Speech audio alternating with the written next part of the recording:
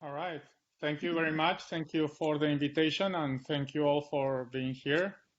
I'm going to be talking about this project that we've been working on since probably 2005 or so. And the idea is to, well, when I first heard about computational homology, it all sounded very exciting. And I thought, well, can we really use this to analyze data? And at the time, I was working at the Cancer Center at UCSF, and I was basically studying this type of data sets, the ones that I'm going to present today. And then I figured, well, can we apply these topological techniques to data analysis in cancer? All right, so before I talk, let me introduce some of the people who are doing the work and some collaborators. So Gina Gonzalez is a researcher at UC Davis, and she's been doing a lot of the work that we'll be presenting today. She's also from UNAM, Jose Carlos. The Radmila, who is also attending the talk, from North Carolina State, Sergio from University of Navarra, Catherine Park from UCSF, Niels Vaz, Juan Luis Garcia from University of Salamanca, and Robert Sharain from the creator of Notplot. And you'll see some images produced using Notplot.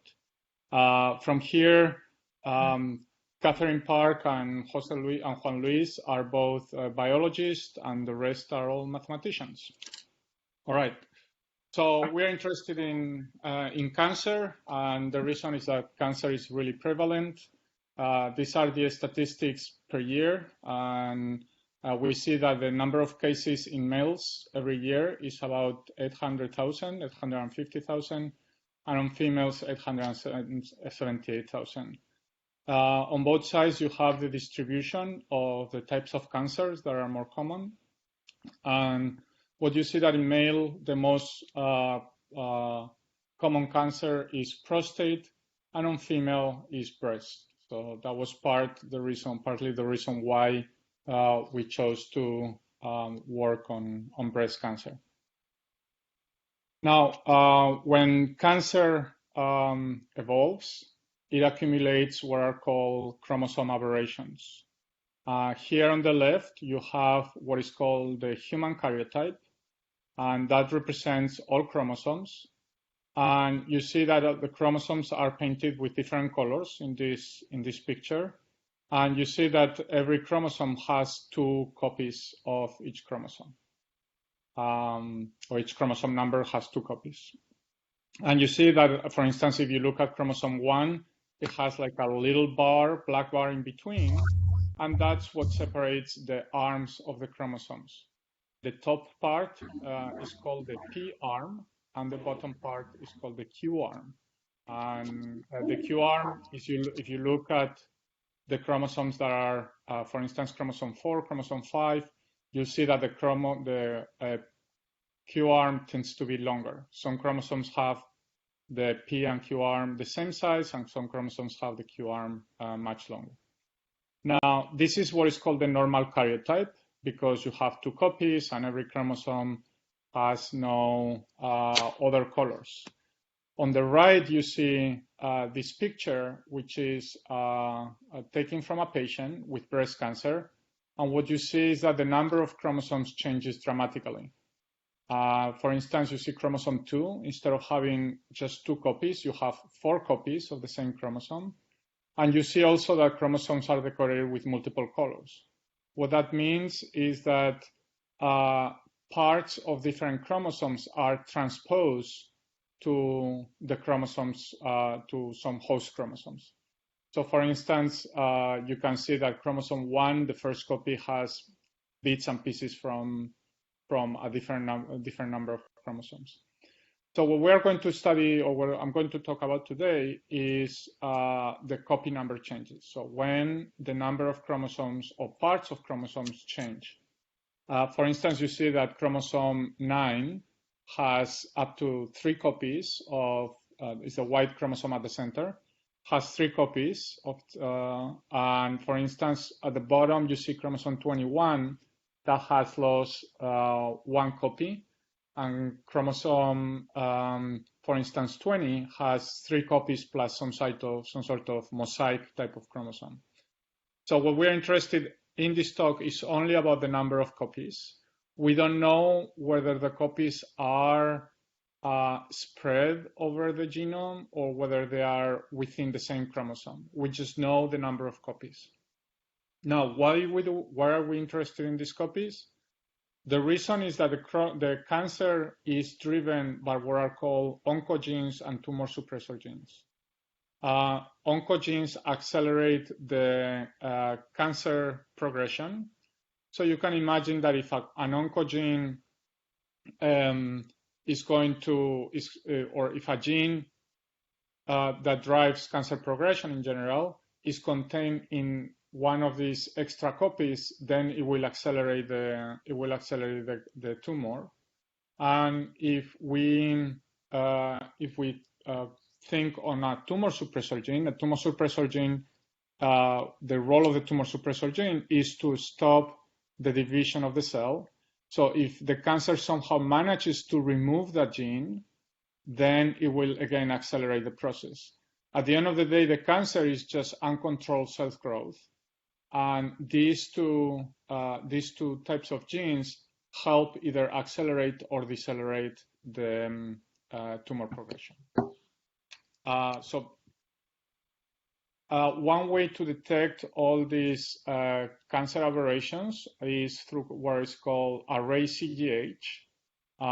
Nowadays, also you can use sequencing, but array CGH has proven to be pretty reliable as well. And the results are quite consistent across platforms. So what here you see an experiment of what the array CGH is.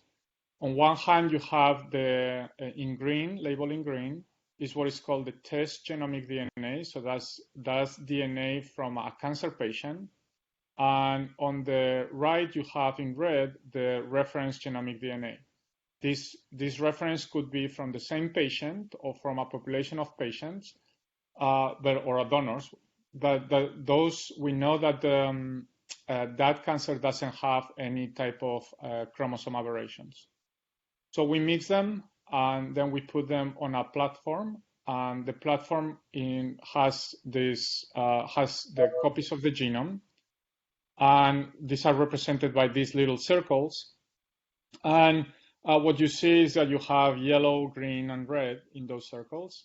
The yellow tells you that the amount of tests of the cancer DNA and the reference DNA is the same. So there is no changes in copy number. If it's green, that means that the tumor DNA gained some copies. And if it's red, it means that the tumor DNA lost some copies.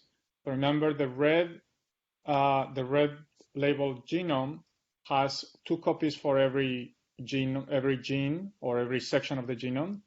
And the only one that is going to change copy number is the green. So if you see red, that would mean that the green or the cancer genome lost some copies. So then you can map that to the genome. What you would observe is what is shown at the very bottom. In the x-axis, you have the position along the genome. And in the y-axis, you have the copy number, which is usually a log transform value of those intensities that you see above. So what the data that we analyze is basically this, if you want to think about them, like time series. But the time in this case is going to be the position along the genome, and the type of series we have are very specific because are measuring this type of chromosome changes. So I don't know whether people are familiar with topological data analysis, so I'm going to give a few introductory slides. So the first question is, how do we go from copy number to a point cloud where we can proceed with topological analysis? So imagine that here on the left is you have a tumor profile, a copy number profile. So the x-axis is the position along the genome, and the y-axis is this log transform intensities. So what we can do is we can put a window that will take the first two positions, and that point, if you think those 2 points will define a point on the plane where the x-coordinate of this point is going to be the log, the intensity value of the first point, and the second point is going to, and the y-coordinate is going to be the second point. Now we can move the sliding window 1 unit, and then what the x value disappears, but now the y value becomes the x, and then we get another point, and then we can keep sliding. Now, when we get to this deep point, the fourth point on the left side, then you see that there is a big loss of intensity there. Then that value will be mapped kind of away from the origin. And as we move, now that it was the y value, now it will become the x value. You see the other point away from the origin. And then as we move forward, then what you're going to see is that all points are mapped eventually to the origin, and points that are far away will be mapped to, chromosome aberrations or losses or gains will be mapped to regions in the plane that are far from this kind of central point. Now, once we have a point cloud, now we can do the standard topological data analysis, in which we can measure distance among points, and we have this parameter epsilon called the filtration coefficient. And as we change the filtration coefficient, we can start making simplicial complexes. And then the idea is that we can study the topology of these simplicial complexes with the hope of characterizing the genome by its topological properties. So that sounds nice when you look at, when you think on paper, but when you look at data, the situation is more complicated. So this is a picture that Robert Sharain generated a number of years ago. And here you see that you have the point cloud. This is from a specific patient, as is shown in there, patient 108. And the value of the filtration coefficient is 0.02. It shows you the number of nodes and the number of edges. And then as we change the value of epsilon, the value of the filtration coefficient, you see how the different components color in using different colors change. So that's 205, 220, 280, and so on and so forth. So you see how the different connected components start growing, and how you would expect the topological properties of these point clouds to change. So now from there, once we have a point cloud, as is shown in here on the left, we can, what we've been proposing is to work with what we call the Betti curves. In a Betti curve, you have the filtration coefficient on the x-axis, and we have, in this case, the number of connected components, Betti 0, of those simplicial complexes on the y-axis. So in the way that this curve is going to change is that when epsilon is 0, you have as many connected components as points in your data. And then as you start increasing epsilon, the number of connected components will decrease, and eventually it will become just one, because all points will be connected. So what we do then is, from each patient, we obtain, we're going to, let me move forward. So from each patient, we can obtain a point cloud, or at least one point cloud. And then from that point cloud, we can obtain this Betti 0 curve. Now, our method relies on the fact that we have categories of cancer patients, different prognosis or different clinical characteristics. So what we do is we can compute the average of these Betti curves, and this is very important to us. So when we have two populations of patients, we compute these average Betti curves. Here you have the blue curve that will correspond to a population, and the red curve that corresponds to another population. And what you see here is that there is a difference between these two curves. So that's what we are looking for. Now, why are these differences important? Because what we see is that the Betti curve that has higher values basically contains more aberrations. So you think those higher values come because you have points that are farther apart on the point cloud. So this is the method that we started working in 2005. We got the first paper in 2009. And this is the method that we propose. On the very top, you have two different profiles. The profile on the left has a chromosome aberration. As you see, the half of the profile has very high values, and the one on the right has no aberrations. So from here, we go down and we compute the point clouds that are shown on the right-hand side of the second row. And you see how you start with a point cloud on the left side, in the kind of the center, and then you change the value of epsilon and how that point cloud is changing. And associated to that sequence of point clouds, you have your Betti curve. In this particular case, because you have an aberration, as is shown in both in the first row and also in the point cloud, you are going to have a very distinct Betti curve. And the one on the right-hand side doesn't have a chromosome aberration, so all points are kind of clustered around the origin. And then you'll have a Betti zero curve that is not necessarily, that doesn't reflect any sort of changes. Now, you do this for all patients, and then you group the patients according to a specific clinical characteristic. And then we get these curves, and then the question is, how do we compute the difference between those curves? So then we can define a statistic, and we determine that it's going to help us decide when those two of these curves are going to be different. Then, as you see here, we have the permutation test, meaning that we need to associate p-values to these differences.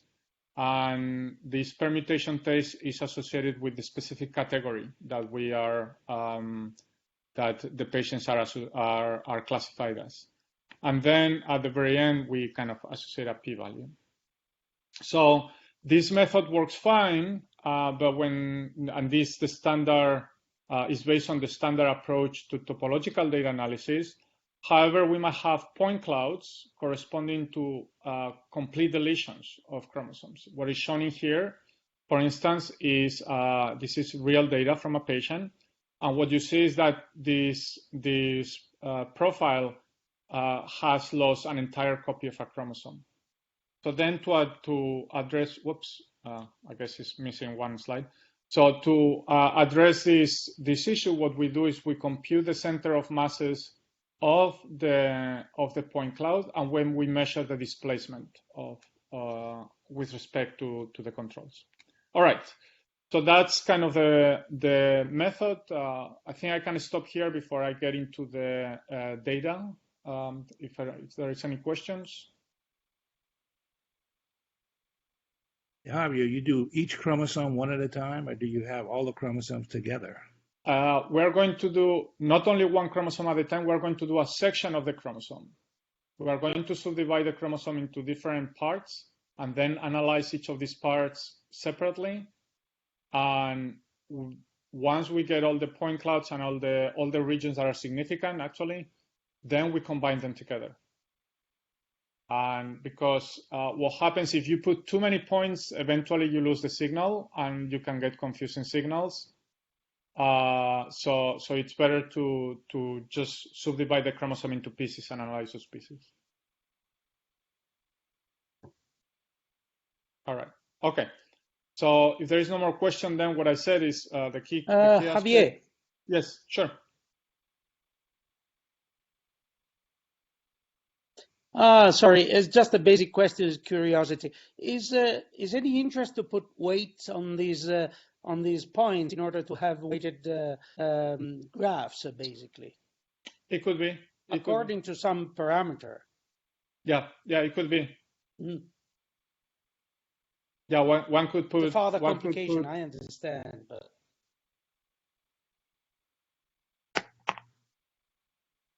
Okay, so it could be that you might want to put at the end of the day, it depends what kind of question you're asking of the data. So it would make sense, for instance, if there is some data that you think is more reliable, you might want to put more weight, or if you have some a priori information, you might want to put some weight into those. Then the question okay, also that you might want to ask is, well, then how I connect with the other points? Do I give the same weight to the connection of that important point with the other points that are not so important? So sure. you will have to adjust not only the weights on the points, but also how you build the simplicial complex. Thanks. Hi, Javier. Mm-hmm. Jesus here. Yes. So I can see that you are working with Betti 0, right? Yeah. So what happened with Betti 1? Is it useful there, or have you tried it? I'm going to present that in the second part of the talk, and you'll see that it's a lot trickier because the how to interpret Betti 1, so the cycles, is going to be very much related on how you map the genome into the point cloud. I'll present that in the second part of the talk. Okay, thank you. Yeah. Yeah, good question. Yeah.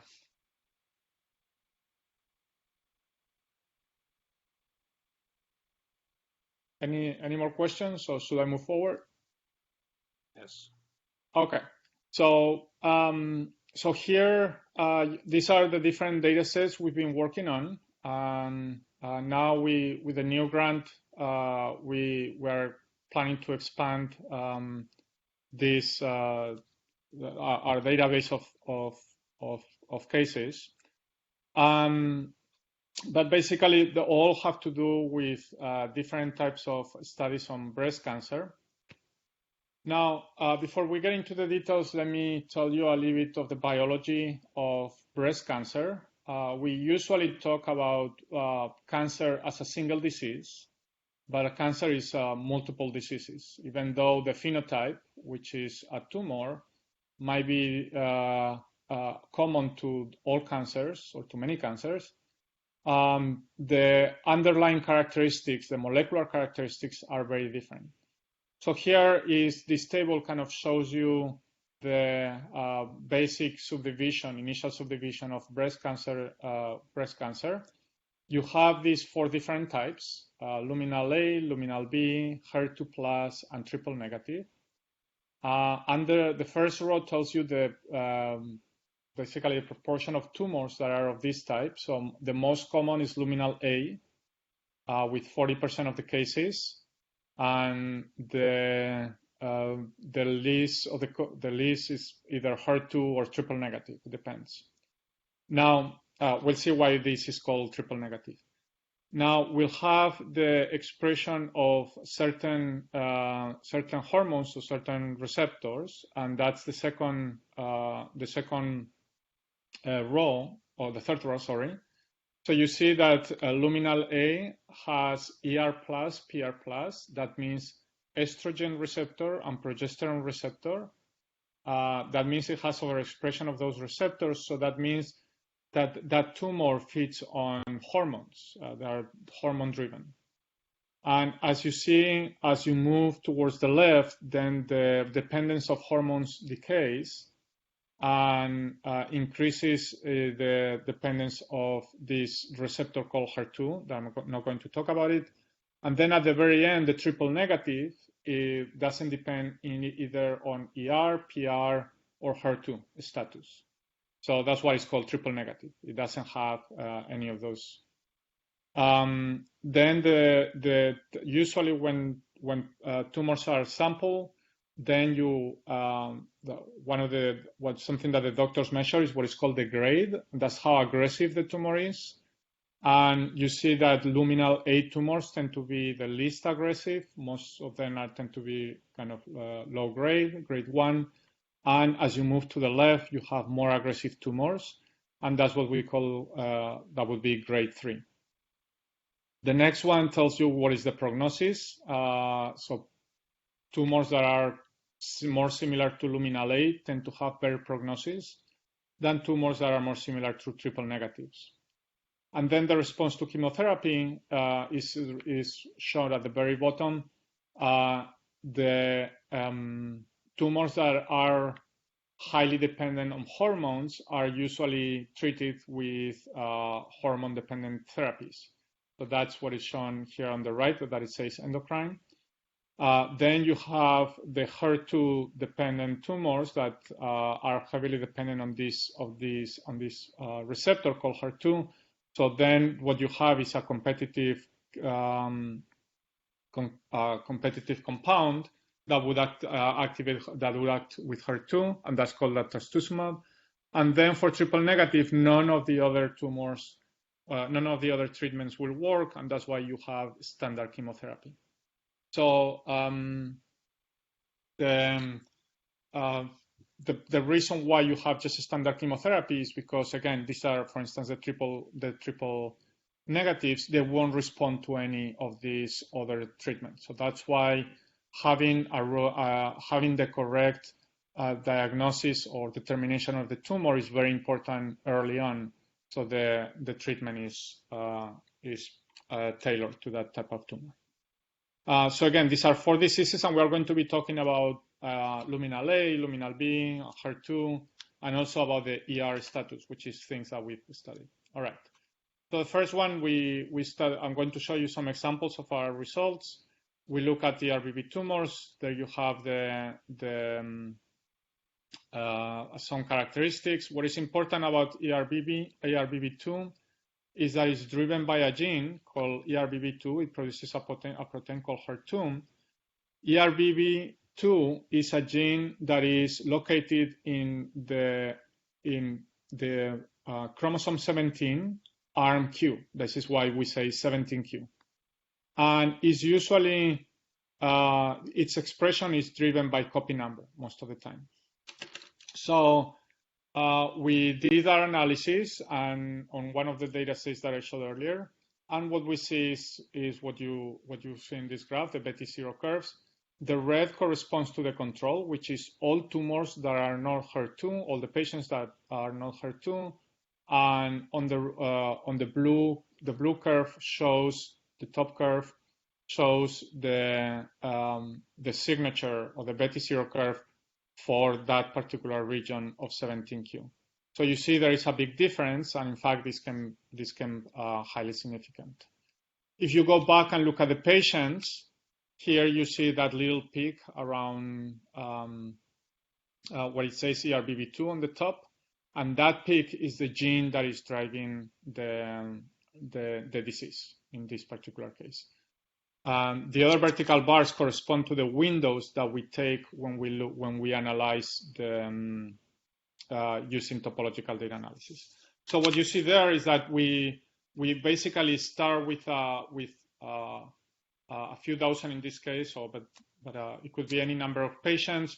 You start with all these patterns as is shown in the picture, and then you apply the topological data analysis. Topological data analysis will subdivide this whole chromosome 17q into bits, and then we analyze those bits, and then we through the Betti zero curves, and then we'll identify the region that is significant, and then we can zoom in that region that is significant. And here, for instance, we see the overexpression of ERBB2.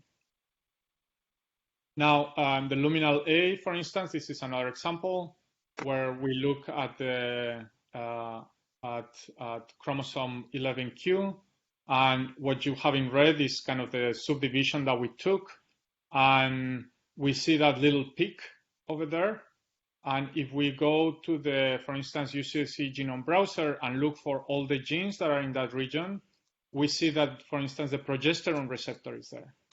So the way we would interpret this graph initially would be that, well, the progesterone, or one hypothesis rather, that we can say from this result is that the progesterone receptor is driven by a copy number change that is shown in that figure.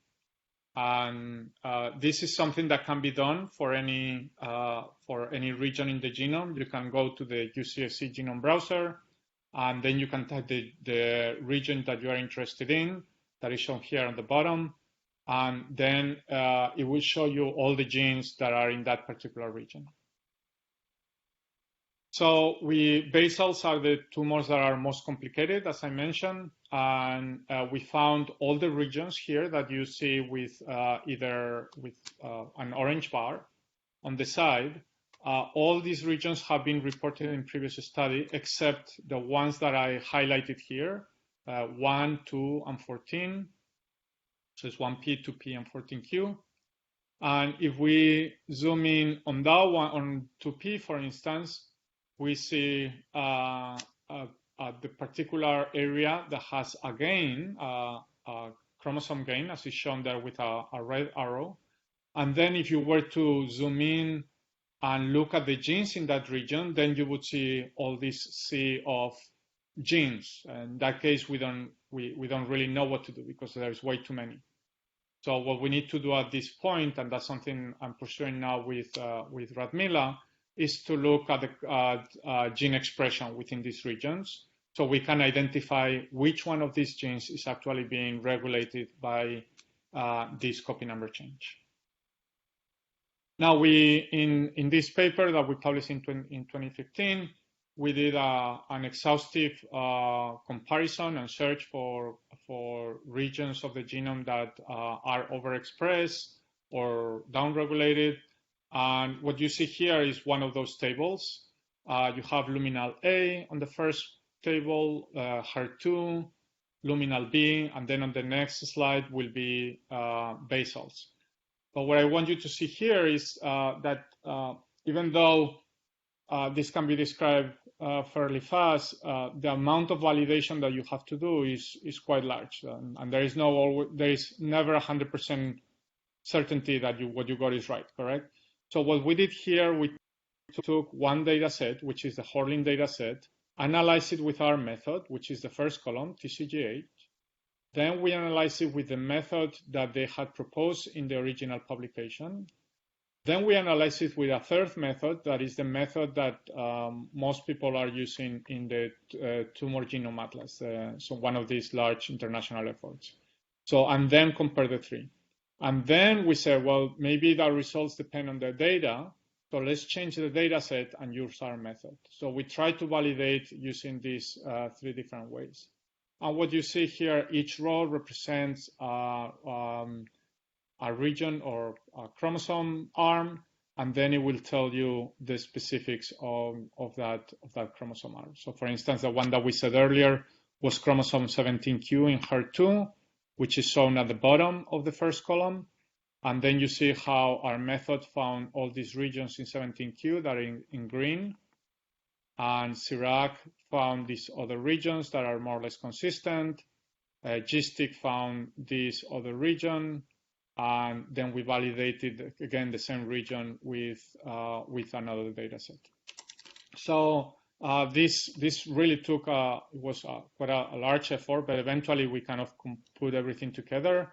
This was luminal A, HER2 luminal B, and this is basal. As I said, basal has a lot of aberrations, and you see how much data is up here.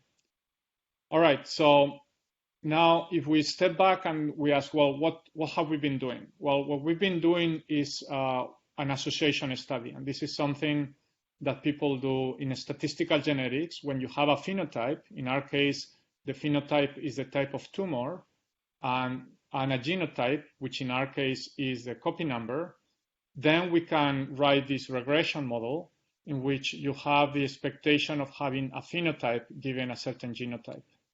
And the idea is that you try to find, in this regression, you try to find the predictors, the CJs, that would predict or that would estimate the phenotype, which is the expected value of Y over G. So that's the standard approach to statistical genetics. Now, what we've done is take these CJs, which are the genetic loci, and substitute them by the Betti curves. So this is illustrated here at the very bottom. In statistical genetics, we have a phenotype, which is whether, for instance, the patients have a type of tumor or not. So the phenotype is binary, it's 1 or 0s. And then in traditional genetics, you will take each of the markers and look for associations between the markers and the phenotype. What we've done is keep the phenotype and change the markers by our topological signatures. So now instead of looking at the genetic markers, we look at the topological signatures as evidence for the disease. So following along these lines, this is a study that is going to be published now in any day now.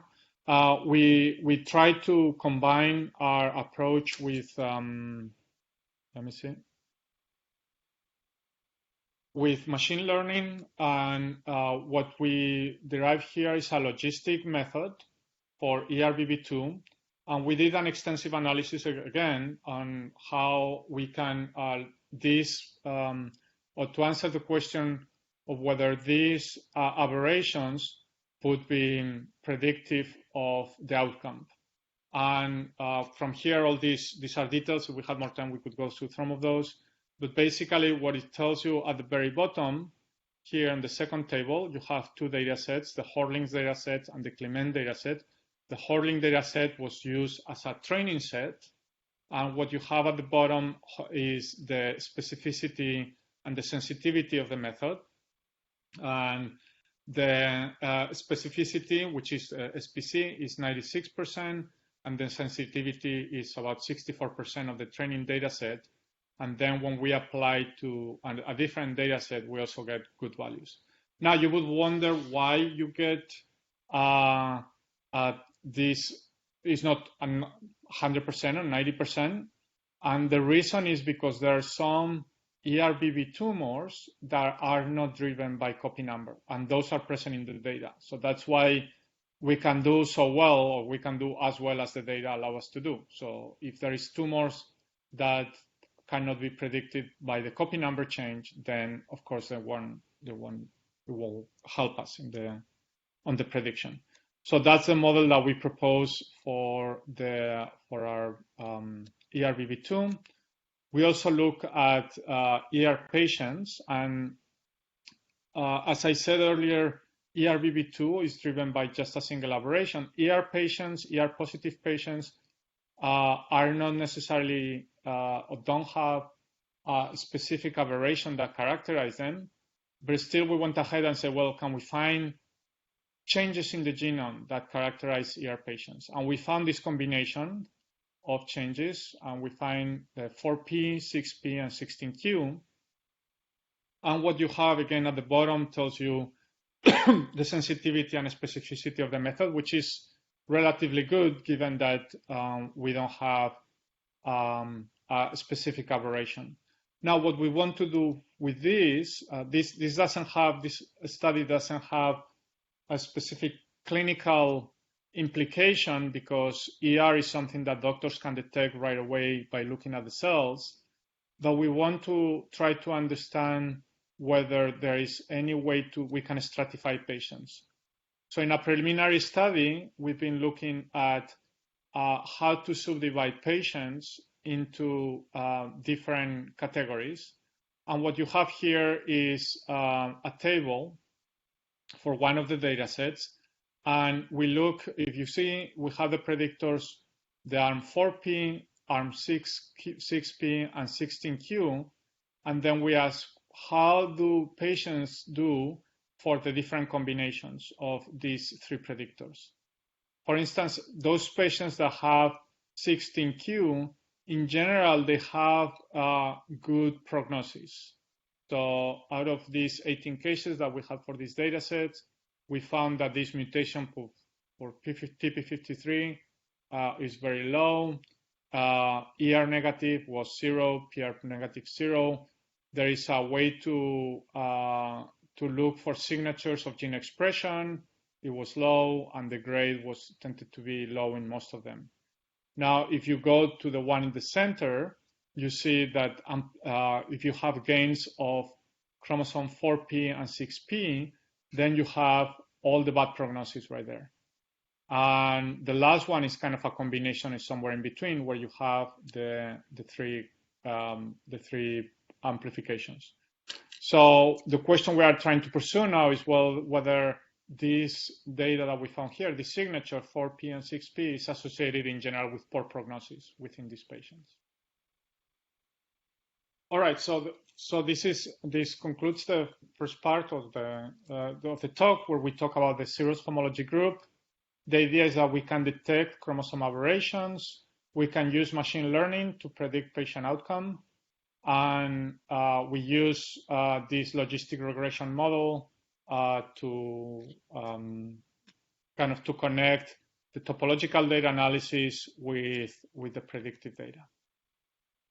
Now, if we go back to the genetic interactions, or to the statistical genetics model, something that one might want to ask is, well, you can think that all the genetic loci are independent from each other, or you can think that somehow they inform each other, that they interact, they influence each other.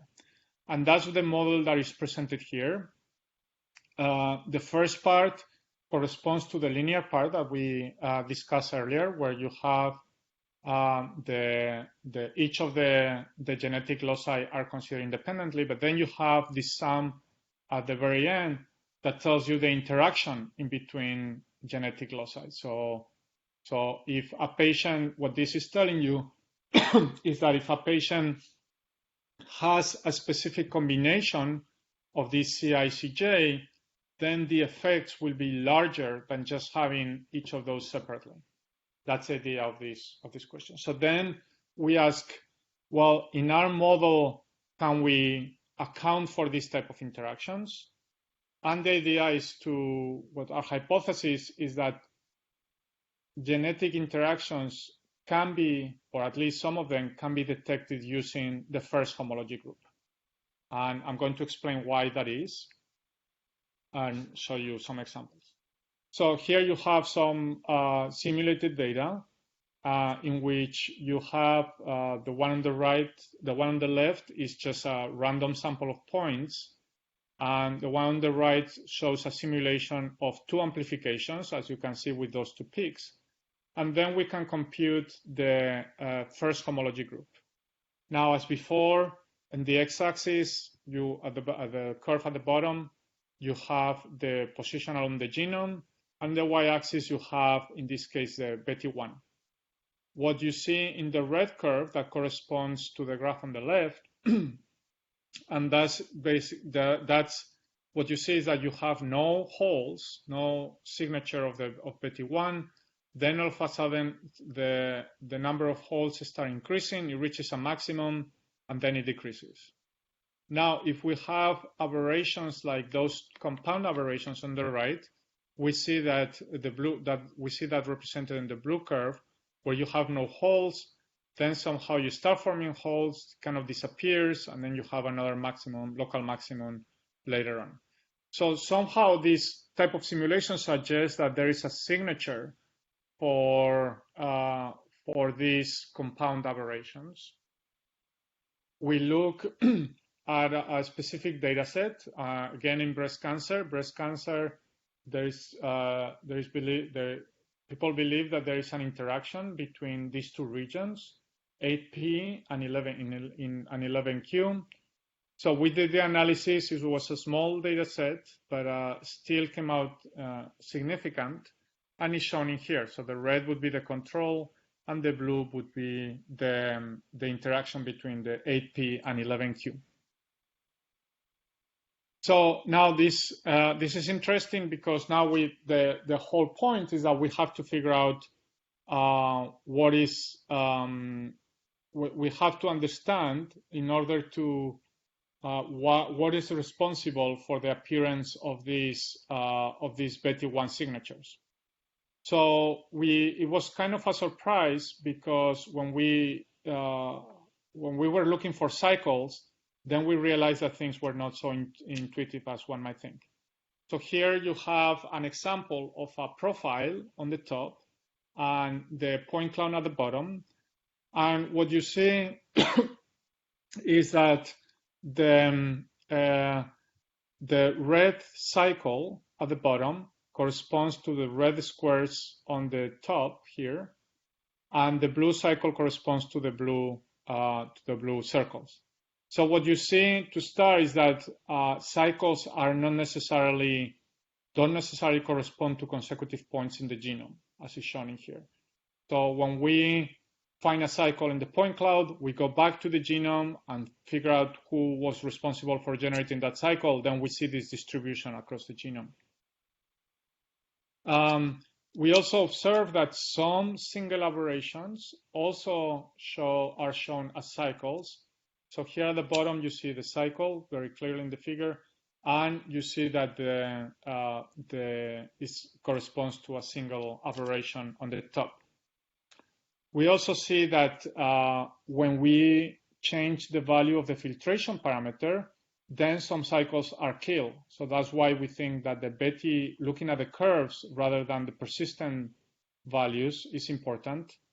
And here on the left, you see that for a persistent value of 1.83, you have a nice composition or a nice cycle on the figure. And then if you change that a little bit, 196, then we see that that cycle was killed. And so therefore, we want somehow to keep that information that those cycles appear. Again, sometimes you might lose some cycles, but you might recover other cycles, as is shown in this figure. For a small value, we get this cycle that is given by the blue dots, and it kind of corresponds to the increasing part of the maximum points. And then when we change the filtration coefficient, all of a sudden kind of shifts to the right, and then we are trapping the other side of the maximum value. So again, this is something that we somehow want to trap when we analyze this data. So what we propose is this statistical method that is shown in here. You get a profile, then you compute the Betti curves. You find regions of the Betti curves that are significant, as is shown in this figure. And in these regions, we look at the generators of the Betti one of the first homology group. We look at the points that generate those generators and map them back to the genome. And as is shown here on the genome graph here, on the middle of the graph on the right side. And then we map back, or we do statistics with all that mapping. So, and where you get that histogram that is shown in the left. So we go again from the Betti one curves. We look at the differences. We look patient by patient. Look at the filtration of the cycles. Map them back to the origin and account for all those back and put them in the genome. See how frequent those are. So we apply that to patients on 17q, and what we found is this result. So this is just the ARM 17q, and what we find, well, in red is the control cases, and in blue are the cases for 17q. What we find is that ERBB2 in this data set comes accompanied by this other amplification that says June CDK4, topoisomerase 2, and then these other ones at the very back, PHB. It turns out that PHB is also used as a signature for breast cancer. So in this particular data set, we found that ERBB2 usually comes with these other amplifications. And we validated this in another data set as well, and we observed the same phenomenon. We look at basals and we found this signature, but we haven't confirmed this one yet.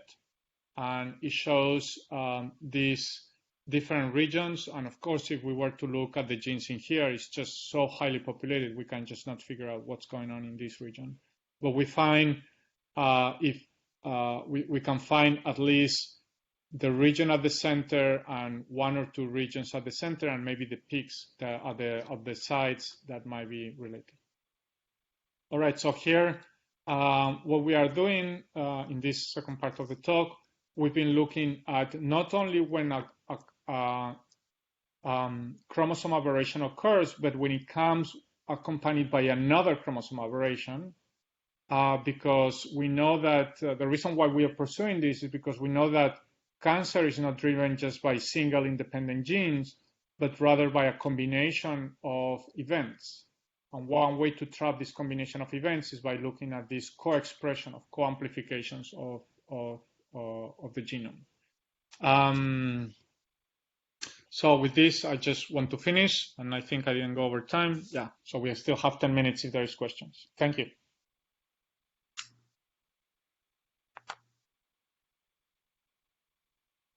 So Javier, what you're saying is that in cases where the cycles tell you about copy number covariance, sort of. Yeah, it tells you when two regions might be amplified simultaneously. In terms of copy number. But yeah, you also said there's some go things that are not driven by copy number, that the gene expression is driven by something else. Yeah. It could be by mutation, or it could be by histone modification, or it could be other reasons. So this, well, if we want to look at the pathways on how the genome, the tumor starts, copy number is just one section of it.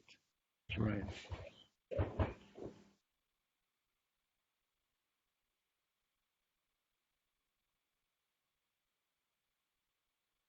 How about having? Go ahead. Mm-hmm. How about having like 3 positions on chromosomes acting together in some bad way instead of just 2? Yeah, well, what happens usually is that you need. I think that could be possible, because if you think on the networks that regulate cancer, you have a lot of these interactions. But the things that you need, or the problem is that you need more data to really capture all these interactions. The amount of data you need really grows rapidly to capture and be reliable. Some gene expression data? Well, I don't know whether people have been looking at gene expression data for that. Usually this is done through the genetic studies.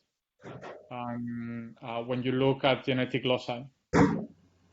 What I was going to say is that here we have these 3 regions that appear as shown in the picture, and they come together. We don't know for sure. I mean, this would be a good candidate for an interaction, but we don't know 100% whether they are really responsible for that. People would need to do more experiments and more studies to make sure that they actually have a compound effect rather than just independent effects. We just show here that they come together in many patients.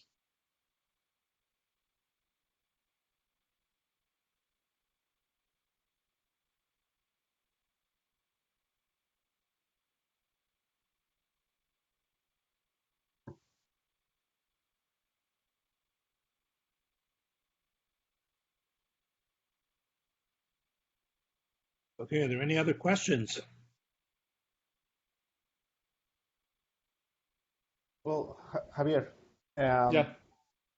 I was just so well, you just explained that when you found a cycle, the vertices that correspond to the cycle are when you look at them at your original, how was called that, like the profile. Yeah. Mm-hmm. The profile. When you look at the profile, they are in different regions. Like they are not consecutive, right? Yes. So how important it is to detect consecutive parts of the profile? Is that relevant? Well, it was our hope was that we would be able to. When we started on this, we didn't have a still intuition for how things work. We were hoping that we would be able to track things that come, like amplifications that come together right there, correct? Like a very sharp signature of let's say these two peaks that you see here, but then just things don't necessarily behave that way. That's the point, correct? And okay. when you do the mapping from the profile to the plane or to 3 dimensions, to whatever dimension you want, then the way the points are embedded into that space really is not what you might think that it corresponds to. So it has its own. So it depends a lot on how you do the mapping. Well, it's because I was thinking that whenever people try to incorporate this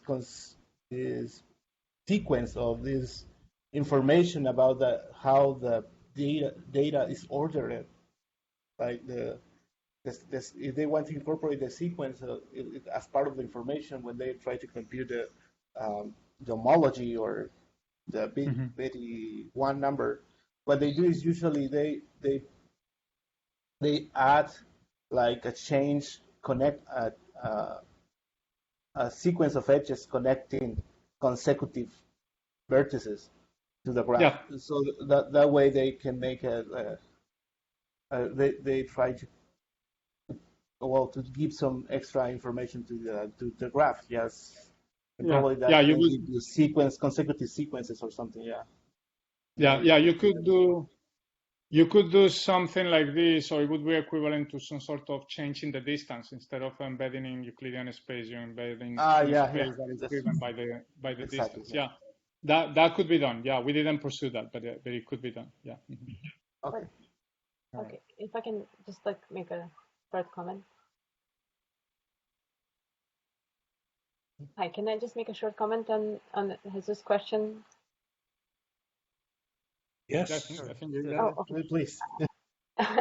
No, so if I understand things correctly, so we are taking, I mean, in this process, just because it's a sliding window algorithm, you are taking the consecutive, you are capturing the consecutiveness in the genome, right? I don't think you need to add an extra edge between these two to do that, because your data point is coming from the ordering on the genome. Right, so that's somehow intrinsically in the data already there. But I'll be happy to chat more about constructing various graphs out of this data and then using maybe the distance that's along the graph that's intrinsic rather than coming from the embedding in whatever R to the N you consider. Yeah, you're right. Yeah, I get it. Yeah, it is intrinsically there. Yeah, I can see it. A general question? I can. Javier, I'm just curious as to whether these methods of analysis of identification are being applied to other cancers. Do you know? Well, people have applied. Well, our method, I don't know if people have applied or not. I haven't been told, or I haven't seen any reference. Yeah. Other methods have been applied to cancer, and I think is more Raul Rabadan has been doing some of that.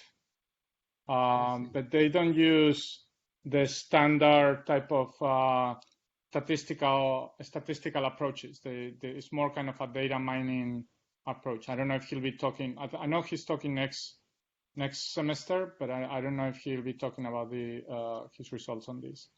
The reason why we haven't pursued other cancers is because we don't have enough people. Every time you get into a new data set is almost a whole new approach, because every data set has its own biases and its own noise and so on. So it usually takes longer, but this in principle could be applied to any tumor for which you have some sort of categorification or stratification of patients. No, I ask for very selfish reasons, having had a wife who died of brain cancer now 25 years ago or so, and we've had, DeWitt and I, people in our generation were very in risk of testicular cancer, which is now one that I can think is really well treated. So, but I haven't thought about these things for many years, and so that's why I asked how these methods might be applied. Yeah, so we applied, but we've never published those results to glioblastoma. And the person who was working on it just left, and we couldn't continue. But yeah, we obtained some interesting results. I mean, again, we were able to validate and find a lot of the aberrations that other people have found. And I will have to look for those data. I think there were some aberrations that were relatively new, but then you have to go and look for other data sets and so on and so forth. So it's the same, would be the same process. But yeah, I can look up for the brain study that we did a number of years ago. Mm-hmm. Great, thank you. Yeah. Mm-hmm.